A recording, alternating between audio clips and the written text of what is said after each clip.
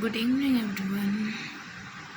आज जैसे डेली की तरह हमारी नेक्स्ट क्लास ऑफ ग्रामर की जो आज स्टार्ट करने जा रही हूँ मैं।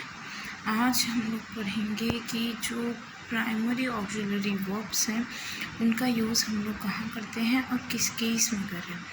प्राइमरी ऑक्सिलरी वर्ब का बेसिक मीनिंग ये होता है कि जैसे हम लोग कोई भी सेंटेंस क्रिएट कर रहे हैं सो उसमें किस तरीके से जो प्रॉपर सेंटेंस है उसे किस तरीके से हम लोग फॉर्म करेंगे और उसके ऐड करने के बाद हमारा जो भी सेंटेंस है किस तरीके से हमें प्रेजेंट हुआ दिखाई देगा। तो पहले हम लोग जो प्राइमरी ऑक्सिलरी कौन से वर्ब्स होते हैं उनके बारे में जानने की कोशिश करेंगी कि कौन से वर्ब्स को हम लोग as a primary auxiliary verbs में काउंट करते हैं। बेसिकली जो 3 वर्ब्स हैं कौन से डू, बी एंड हैव, ये 3 जो हैं बेसिक प्राइमरी वर्ब्स हैं जो हम लोग हर एक सेंटेंस फॉर्मेशन में यूज़ कर सकते हैं। या यहाँ पे ये कोई इंडिकेशन या कोई कंपनशिएट नहीं है कि सिर्फ इनका ही यूज़ करेंगे तो हमारा कोई भी सेंटेंस है वो कम्प्लीटली प्रूफ होगा या कम्प्लीटली उसे प्रेजेंट कर पाएंगे।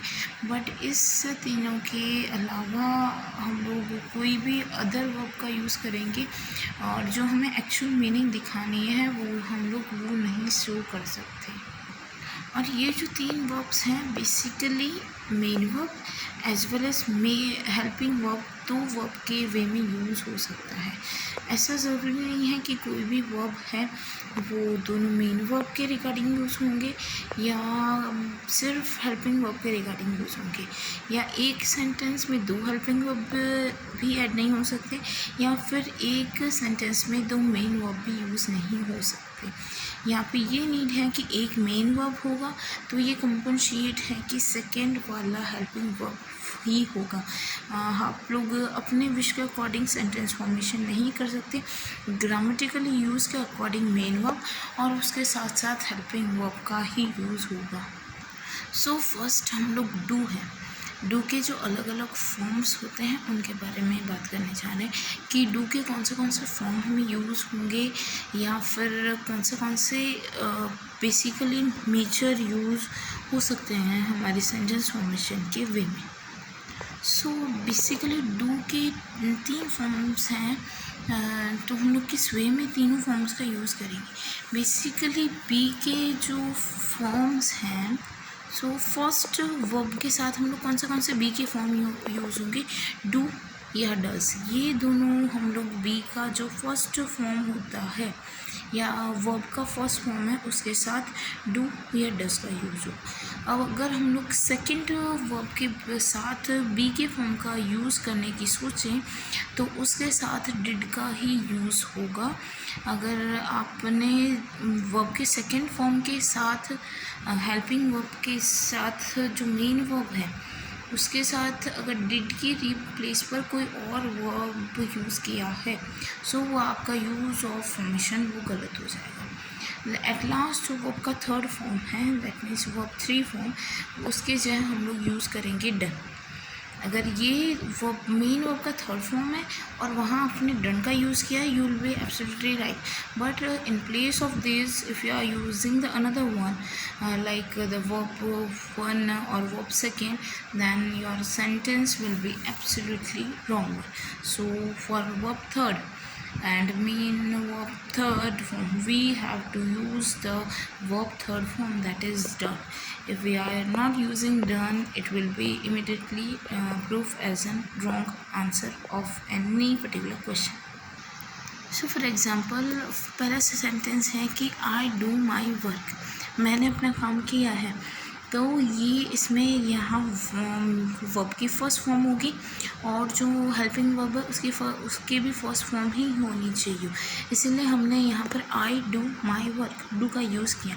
इफ़ अगर आप डिड का यूज़ करेंगे क्योंकि ये फर्स्ट फॉर्म है तो यहाँ पे ये फॉर्मेशन ऑफ सेंटेंस गलत हो जाएगा।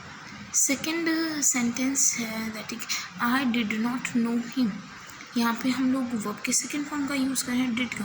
सो यहाँ पे हमने डिड नॉट का यूज़ किया है। सो इफ़ आप सिंगल डिड का यूज़ करेंगे सो आपको उसके अकॉर्डिंग ही जो मेन वर्ब है उसका यूज़ करना पड़ेगा।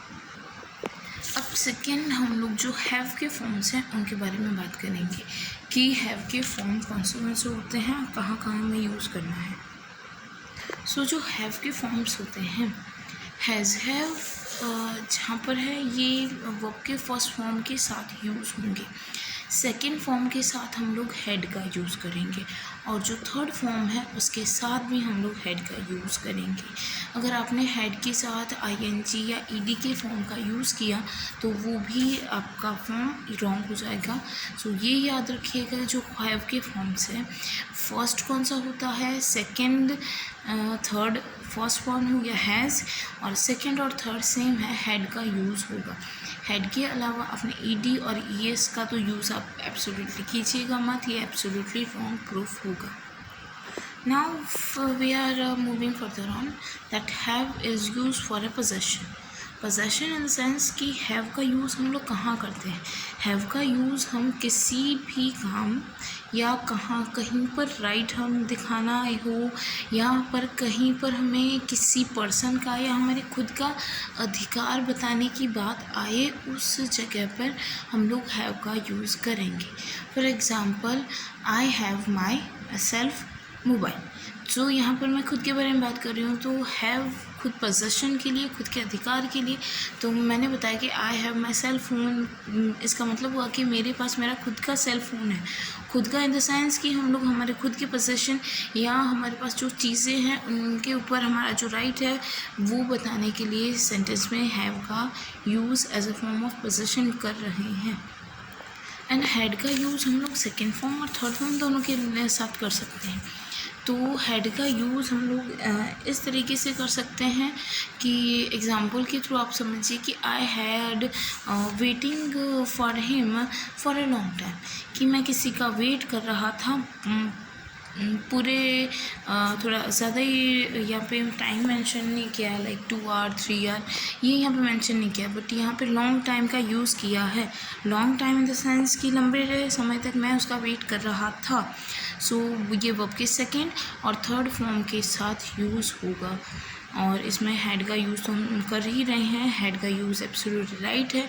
हैड के अलावा आप और कोई यूज़ करोगे तो वो रॉन्ग प्रूफ हो जाएगा। और इस क्लास का जो लास्ट सब टॉपिक है शॉर्ट है, no need to worry about that. हम लोग हैव प्लस इनफाइनाइट का यूज़ करेंगे।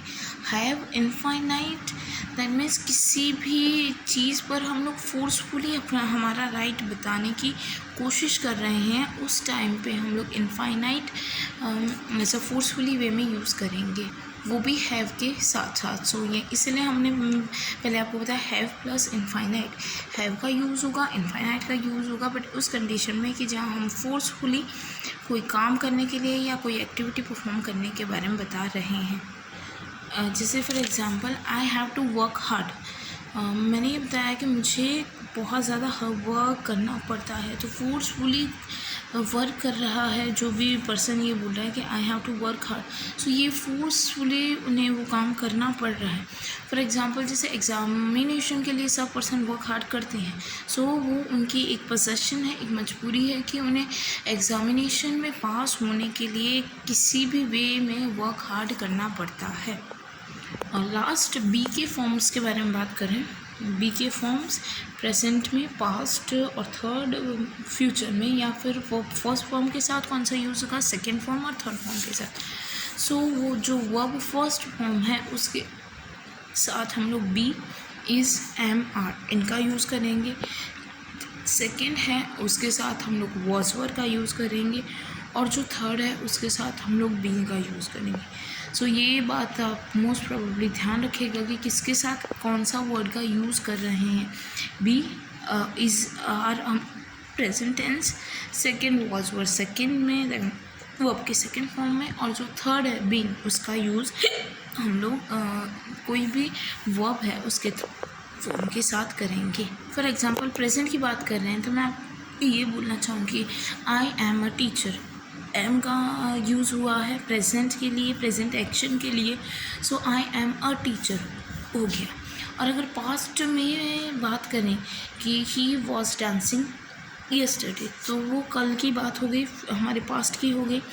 और जो फ्यूचर में अगर हम लोग बात करें तो बीन का यूज़ होगा।